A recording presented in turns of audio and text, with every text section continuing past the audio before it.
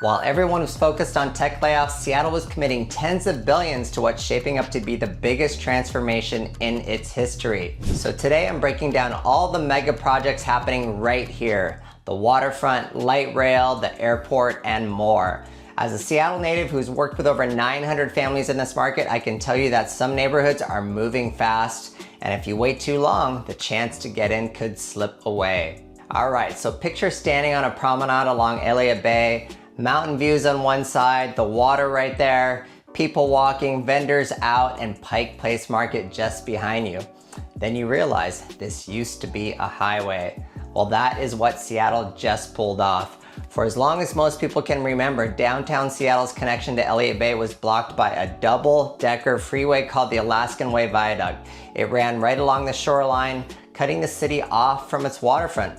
Honestly, it was one of the worst pieces of infrastructure you could find in the Pacific Northwest. But the highway is gone now, and what did Seattle do? Well, they got their front porch back.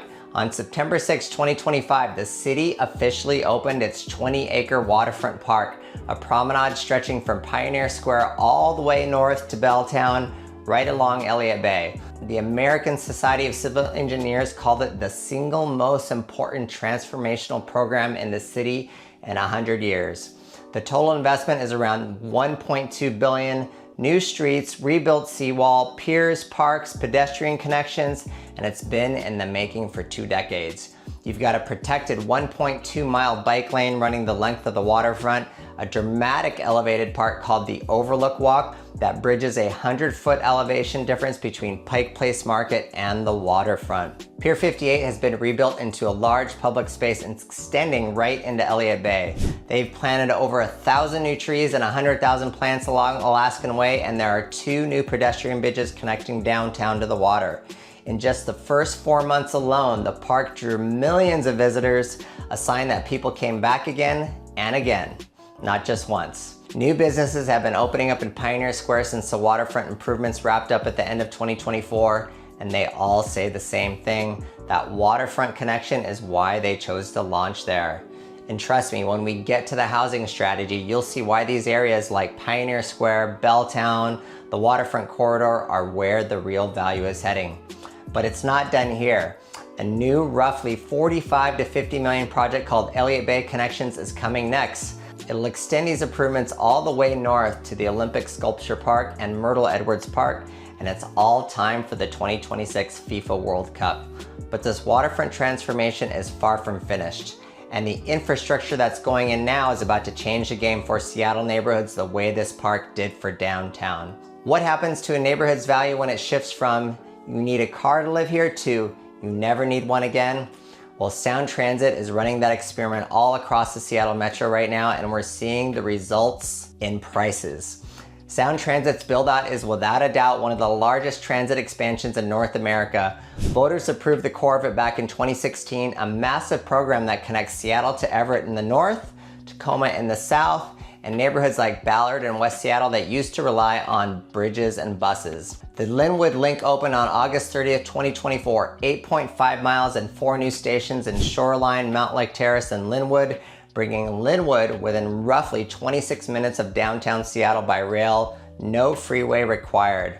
Federal Way Link opened in December 2025, completing a connection from Linwood all the way down to the I-5 corridor. Today, you can hop on a single rail line from Federal Way in the south to Linwood in the north. That did not exist just a few years ago. And next up, the East Link or Line 2, the long-awaited Cross Lake connection into downtown Seattle. Just opened on March 28. It was a long time coming, but it's here. Now, West Seattle and Ballard, those are the big ones people ask about. And I'm gonna give you the honest picture, not the hype. The West Seattle Link extension is targeting around 2032 with a price tag that's now somewhere between 4.9 and 5.3 billion. That cost has grown from the original estimate, but Sound Transit has federal approval to keep moving forward and recently got the green light for property acquisitions in the Del Ridge district. Ballard Link, though, is more complicated. The cost estimate has grown significantly into the range of 20 to 22 billion, and Sound Transit is working through a significant budget shortfall across its ST3 projects. By the way, when we get to the life sciences, I'll show you why the neighborhoods near Seattle's research hubs have held their value through every market cycle. Stay with me. So now, studies of existing Seattle light rail stations show that being close to a station generally means a price premium.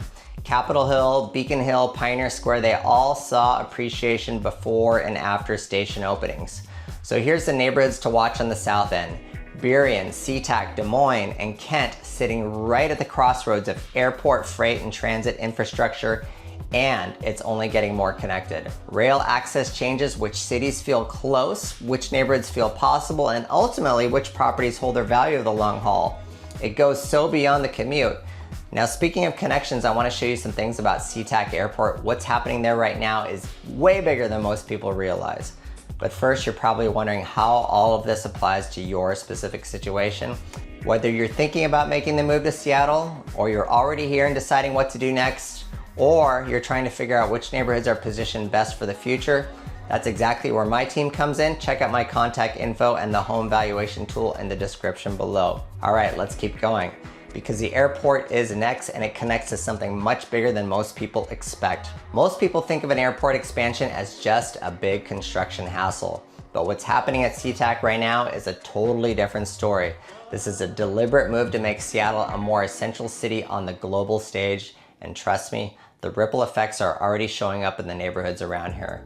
SeaTac Airport saw around 52 million passengers in 2024, making it one of the top 15 busiest airports in the country.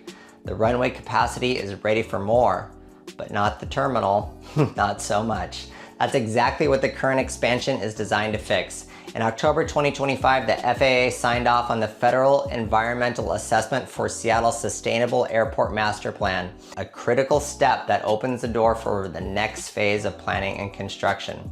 The plan outlines 31 near-term projects that'll help the airport handle around 56 million passengers annually by 2032. The major projects include a second terminal with 19 new gates just north of the existing one, an automated people mover with 3 stops linking the main terminal, the new terminal, and the rental car facility. The Port of Seattle's capital plan for aviation over the next 5 years is about $3.75 billion. That is their largest ever investment in infrastructure. And with Seattle hosting 6 matches for the 2026 FIFA World Cup, around 750,000 fans expected, it's accelerating a lot of the airport and infrastructure projects across the city. Seattle is about to get a global stage in 2026, just as many of these mega projects are kicking into high gear. Communities around the airport like Burien, SeaTac, Des Moines, and Kent are already seeing the benefits. They're getting construction jobs, aviation employment, and huge growth in logistics. In 2024, the combined ports of Seattle and Tacoma handled nearly $76 billion in trade with 176 global trading partners. That makes Seattle one of the top 4 container gateways from Asia to US commerce. So yeah, a better connected, higher capacity SeaTac Airport is a national infrastructure story, not a local one. But a bigger airport means more companies, more talent, and more capital going into Seattle. The life sciences and tech ecosystem here are doing something that most cities can't replicate. Walk through South Lake Union on an afternoon and you'll see something that doesn't exactly match the Seattle's tech scene is struggling narrative you've probably read about. Researchers in lab coats, biotech startups thriving in brand new buildings, construction cranes still in the sky. This part of the city is speeding up. Seattle is more than a tech town right now. It's becoming a biotech and life sciences hub, and the convergence of these 2 sectors is where the most exciting stuff is happening. Greater Seattle now has about 9 to 9.4 million square feet of dedicated lab and R&D space. That puts Seattle firmly in the top 10 life science clusters in the country. Employment in the sector is projected to grow around 9% from 2025 to 2030. That's faster than the national average. Today, somewhere around 45,000 people work in life sciences in this area. The University of Washington and UW Medicine run an expanding biomedical research hub right here in South Lake Union with more than 1,200 researchers and staff spread across 5 lab buildings. Fred Hutch Cancer Center is expanding its translational research and recently spun out a company, Synthesis Bio, using AI to speed up drug discovery and make it more affordable. And then you have the Allen Institute for Brain Science, Immunology, and AI operates in Seattle and collaborates with Fred Hutch, UW, and private biotech firms on some of the most ambitious biological data collection efforts in the world. Seattle is, depending on how you measure it, the second largest AI talent hub in the country, right behind Silicon Valley. More than 400 AI companies, around 200 startups are working in this region. UW's Institute for Protein Design, which comes from a Nobel Prize-winning research lineage, is using AI to build novel proteins that could treat disease and even address environmental problems. This is not a concept, this is really happening. In January 2025, Seattle Mayor Bruce Harrell launched the Seattle Climate Innovation Hub, the first downtown space dedicated to investing in and designing climate technology. It's a partnership between the city, UW's CoMotion Labs startup incubator, and nonprofit climate accelerators. When research funding and institutional anchors are solid, and they are, because universities and cancer centers aren't going anywhere, the housing demand near these hubs tends to stay strong even through tough economic times. South Lake Union, East Lake, and the U District are neighborhoods defined by this ecosystem. South Lake Union home values are running in the low 700s, making it one of the best deals considering how close it is to all these high demand jobs. High wage jobs naturally concentrate demand in specific pockets of the city, and those pockets tend to hold their value no matter what the broader market is doing. But the South End, that's a different story. It's driven not by research campuses, but by the largest logistics corridor on the West Coast. Nobody ever puts a warehouse on their vision board, but the South End of this metro has been generating more economic output than most people in Seattle even realize, and it's only getting bigger. South Seattle and the broader South End corridor, places like Kent, Renton, Tukwila, Auburn, and Federal Way, are home to over 120 million square feet of industrial and logistics space. That makes us the largest industrial submarket in the entire Pacific Northwest. And the new projects just keep rolling in. The Port of Seattle's Des Moines Creek West development will bring a major new block of industrial space online by mid-2026.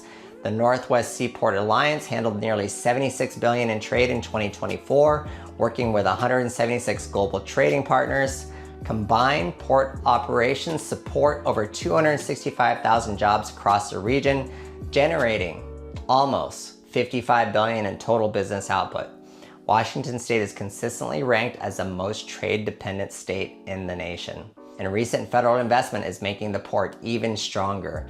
They've secured funding to expand shore power at Seattle's Terminal 18, plus additional funding to design the West Waterway Deepening Project, aimed at allowing Terminal 5 to serve the largest container ships operating in North America. So South End communities like Kent, Auburn, Des Moines, Burien, and Federal Way offer far more accessible price points than the Seattle core. You've got real employment nearby and an infrastructure that's only getting better. Now, we'll see something a little more unexpected, a sports arena that's already helped shape state building codes. Most arenas are just venues. They open, they host games, they close at midnight, blah, blah, blah. But Climate Pledge Arena is operating like a blueprint for how cities will build things moving forward, and the legislation it's already inspiring is very real. Oakview Group privately funded a renovation that came in at over $1 billion, keeping the iconic 1962 World's Fair roof right where it is, while gutting and rebuilding everything underneath. They nearly doubled the interior space in the process. It opened in October 2021, and now it's home to the NHL Seattle Kraken and the WNBA Seattle Storm. It's called Climate Pledge Arena, and it's changing the game. It's the first arena in the world to achieve zero carbon certification from the International Living Future Institute, and that certification did not come easy. It took 12 months of verified performance data, but they got it in October 2023. Here's what makes it special. All electric operations, no natural gas anywhere in the building. That includes the Zamboni, the dehumidification systems, and the heating. They're running on 100% renewable energy. The embodied carbon from construction is fully offset, and with every Game More event ticket, you've got free public transit. They're also committed over $70 million to community programs. In 2023 alone, Climate Pledge Arena drew millions of visitors, bringing foot traffic into Uptown Queen Anne consistently throughout the year. And that foot traffic flows directly into Uptown, or more commonly known to longtime locals as Lower Queen Anne. The restaurants, bars, and hotels around Seattle Center are benefiting from events throughout the year. Now, Washington State is using this as a model. The state's developing building code standards based on projects like this. HB 2273, moving through the legislature in 2025 and 2026, will require the State Building Code Council to adopt embodied carbon reduction standards. They're targeting a 30% reduction in embodied carbon for permitted construction by the 2030 building code cycle. And on top of that, Washington's 2025 clean energy legislation is pushing for significant fuel emissions reductions from 2017 levels by 2038. When one single building starts changing how an entire state writes its construction codes, you're looking at infrastructure that's going to impact way more than just the neighborhood it sits in. Now let's pull all of this together, because the real question is, what do you actually do with everything we've just covered? Well, let's talk about what this means for housing and neighborhood strategy. Information without a framework for using it is just noise, so let's make this actionable. Mega projects are about 10 to 15 year stories, so don't expect quick price jumps next year. If you're hoping to buy this month and see an immediate spike because of light rail, that's not how this works. But if you're planning routes for 7 to 10 years or more, then these projects become a whole lot more important than the usual month-to-month market changes. Right now, the Seattle housing market is active but lean. Inventory is still pretty tight. It's a seller favoring market overall, though it's more balanced than the frenzy we saw in 2021 and 2022. Well-priced homes tend to move quickly, and mortgage rates are hovering around the low to mid 6% range. Now the key is follow the rail lines. Neighborhoods that are getting confirmed light rail stations: West Seattle targeting around 2032, the already open Linwood to Federal Way spine, and Northgate, which has already seen effects. These neighborhoods are building transit premiums. Ballard's got a longer, more uncertain timeline, but if those extensions come online, the potential is huge. Next, watch the airport and logistics corridors. Remember that South End corridor we talked about earlier? The same mix of port growth, airport expansion, and new industrial investment is what makes Burien, SeaTac, Des Moines, and Kent neighborhoods worth keeping an eye on, especially for buyers who want long-term durability over short-term hype. Trust those research anchors. The neighborhoods closest to institutions like SLU, Eastlake, and the Montlake and Wallingford and university areas tend to hold value well because the talent and funding that back them are here to stay. South Lake Union is running in the low 700s, Belltown around 500K, and the waterfront corridor is edging toward the low to mid 700s. West Seattle runs in the low 800s to mid 900s, Ballard in the upper 800s to low 900s. The East Side, Bellevue, and Redmond are running the 1.4 to 1.6 million range for the tech-adjacent family-focused buyer. The bottom line is buy where infrastructure is going, not just where the market is today. The buyers who positioned themselves before Northgate Station opened saw exactly what happens when that timing works. West Seattle and Ballard are the next versions of that story. It might take a little longer, but the payoff is real. All of this plays out locally, but there's a version of the story that goes way beyond Seattle's city limits, and that's where we're headed now. Seattle isn't trying to save America, but it is one of the places where America figures out what comes next. Seattle's the economic engine for much of Washington state, and with better rail connectivity, the city is linking up with Tacoma, Everett, and suburban rings into what planners are starting to call the Puget Sound mega region. There's a new regional long-range transit plan expected later in 2026, and it's only going to build on that momentum. The Northwest Seaport Alliance, that $76 billion in waterborne trade we talked about earlier, handles the 4th largest flow of Asia to US container commerce in the country. The expansion at our seaport and the deepening of Terminal 5 are all about improving supply chain efficiency, which benefits businesses in every state. And do not forget about the 2026 FIFA World Cup. 6 matches, around 750,000 fans expected, giving Seattle a global stage just as these mega projects are ramping up. So what's the takeaway here? Seattle is a city that's been re-engineering itself while the headlines were looking the other way.